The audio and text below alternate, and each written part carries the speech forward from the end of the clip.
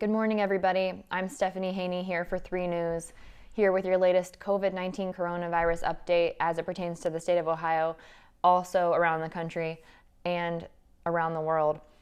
As a reminder, we get our updated numbers every day at 2 p.m. from the Ohio Department of Health, so we have those numbers from yesterday. I'll start off with reminding you where those numbers came in yesterday related to COVID-19 coronavirus cases here in the state of Ohio.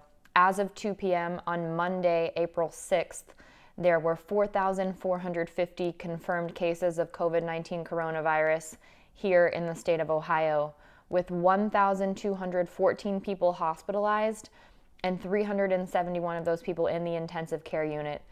The number of deaths in the state of Ohio has jumped to 142 total deaths related to COVID-19 and complications resulting from the virus. The age range of people who has tested positive ranges from less than 1 year old to 101 years old, with that median age being 54. A relatively even split between males and females being impacted in terms of the positive test results that we do have, with 48% of those results coming from males and 52% coming from females. According to Johns Hopkins University, the U.S. total has more than 368,000 confirmed cases of COVID-19 and close to 11,000 deaths. Worldwide, the number of recovery is approaching 300,000. So do keep in mind the officials have been telling us that the vast majority of people who do test positive for COVID-19 coronavirus do not need to seek hospitalization and will be able to recover at home. That's not to say it's an easy road to recovery. CNN's Chris Cuomo has been very upfront about the fact that he is recovering at home. He's not hospitalized, but it's been a tough road for him, and he's had a lot of scary moments, even saying yesterday that his teeth were chattering so much that he actually chipped a tooth. So that's not to make light of the situation for people who are recovering at home, but that's just to let you know that the vast majority of people won't need hospitalized. And while it will not be a pleasant situation, if you do test positive for COVID-19 coronavirus, or if you do contract the illness and aren't able to get tested, the vast majority of people will be okay, though it will be a tough road to recovery. Looking ahead, Major League Baseball, of course, their season has been delayed related to this cancellation of large-scale events, but they are now considering opening the season in the state of Arizona. Major League Baseball, according to sources close to the organization, are considering sending all 30 teams to Phoenix in order to start the season. This would include teams playing 4 empty stadiums. They would use the 10 spring training fields and possibly use the Arizona Diamondbacks Stadium. No decision has officially been made on that yet. We do have more details on that on WKYC.com and our WKYC app. Now, if you're paying attention to what's happening around the country today, you may have noticed that the Wisconsin primary election is taking place. There was an intense battle between the parties, between Democratic leadership and the Republican-controlled legislature in the state of Wisconsin.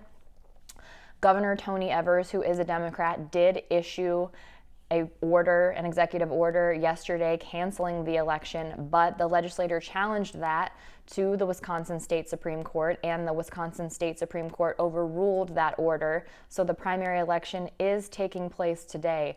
Now, just to give you an idea of what this is looking like in the state of Wisconsin, there are normally over 100 polling locations in Milwaukee. I believe there are 5 polling locations open today. They are taking precautions. People are standing 6 feet apart in the lines. But if you just think about the sheer magnitude of the people who are usually served on a primary election in the state of Wisconsin, even if we're just looking at Milwaukee, where there are normally over 100 polling locations, now there are 5, people are not going to get to vote that wanted to vote. And that's an extreme consequence of this situation. There was a previous decision in order to potentially extend voting to April 13th because of the magnitude of people that requested mail-in ballots, but it has now been said that if those ballots aren't postmarked by today, April 7th, the official primary election day in Wisconsin, they won't be counted, even though we don't expect to see any totals or any decisions being released today because related to that order. They can't be released until April 13th because so many mail-in ballots will be expected to be sent today. However, many people who requested their mail-in ballots in the state of Wisconsin won't get them by today, so they won't have the opportunity to mail them in by today. And that is a great reminder for us here in the state of Ohio, because we do now have a mail-in only primary election because our in-person voting was canceled on March 17th. Our new deadline is April 28th. So this is a reminder for you, if you haven't yet, to request your mail-in ballot for the Ohio primary election. Now, you can do that through your county board of elections. You can go to that website and you can print your own mail-in ballot if you have access to a printer, or you can request to have one mailed to you. Now, it will be mailed to you, but you're responsible for the postage to get that back into your county board of elections.